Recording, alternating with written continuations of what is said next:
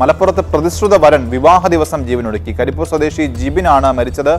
ശുചിമുറിയിലാണ് കൈഞ്ഞരമ്പ് മുറിച്ച നിലയിൽ ജിബിനെ കണ്ടെത്തിയത്. വിവരങ്ങളുമായി പ്രശാന്ത് നിലമ്പൂർ ചേരുകയാണ്. പ്രശാന്ത്, വല്ലാത്തൊരു വാർത്തയാണ്.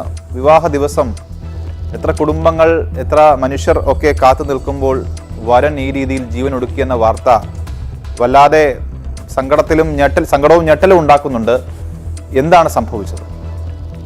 അനൂപ്, എന്താണ് മരണകാരണമെന്ന് വ്യക്തമല്ല, അല്ലെങ്കിൽ ആർക്കും അറിയില്ല. സ്വാഭാവികമായും ഇത്തരത്തിലൊരു സംഭവം ഉണ്ടാകുമ്പോൾ സുഹൃത്തുക്കൾക്കോ അല്ലെങ്കിൽ വീട്ടുകാർക്കോ ബന്ധുക്കൾക്കോ അയൽവാസികൾക്കോ ആർക്കെങ്കിലും ഒരു സൂചനയെങ്കിലും ഉണ്ടാവണം. പക്ഷേ ഈ ജിതിന്റെ കാര്യത്തിൽ അങ്ങനെയൊന്നും ഇല്ല എന്നുള്ളതാണ് ഏറ്റവും കൂടുതൽ ആശങ്ക ഉണ്ടാക്കുന്നത്. എന്താണ് സംഭവിച്ചതെന്ന് ആർക്കും മനസ്സിലായിട്ടില്ല. രാവിലെ വിവാഹത്തിന് ഒരുങ്ങുന്നതിന്റെ മുന്നോടിയായി ശുചിമുറിയിലേക്ക് പോയ ജിതിൻ കുറെ നേരം കഴിഞ്ഞിട്ടും വരാത്തതിനെ തുടർന്ന് വാതിൽ പൊളിച്ചു നോക്കിയപ്പോഴാണ് ശുചിമുറിയിൽ മരിച്ച നിലയിൽ കണ്ടെത്തിയത്. കൈഞ്ഞരമ്പ് മുറിച്ചാണ് മരിച്ചിരിക്കുന്നത്.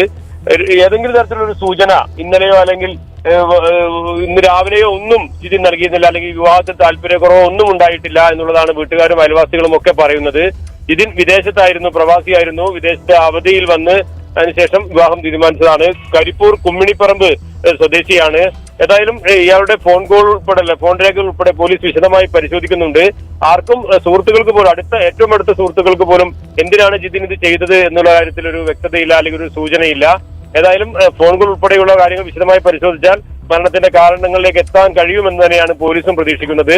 എല്ലാവരെയും സങ്കടപ്പെടുത്തലാക്കിയത് നേരത്തെ അനൂപ് പറഞ്ഞതുപോലെ തന്നെ വിവാഹത്തിന് ഒരുങ്ങി അല്ലെങ്കിൽ അവരുടെ വീട്ടുകാർ ഈ വിവാഹത്തിൽ പങ്കെടുക്കാൻ എത്തിയ നൂറുകണക്കിന് ആളുകൾ എല്ലാവരെയും സങ്കടത്തിലാക്കിയാണ് ജിതിൻ മരണത്തിന് കീഴടങ്ങിയത്. അതാണ് ഖദർ മണ്ഡപം ഒരുങ്ങി വധു കാത്തിരിക്കുന്നു.